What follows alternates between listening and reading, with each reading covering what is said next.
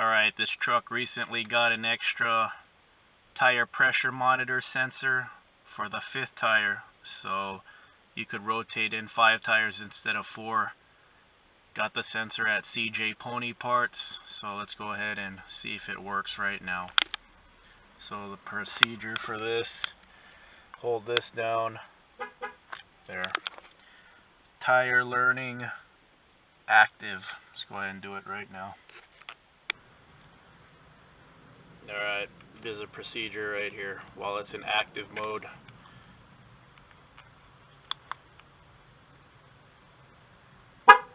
Alright.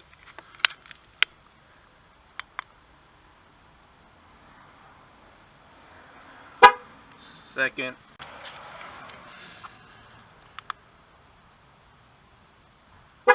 Third. There you go. That's the key. Has to be across the valve stem. Alright, looks like the CJ Pony part product works.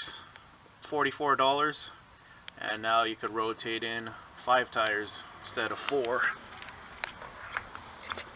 Right there. Tires will last a lot longer.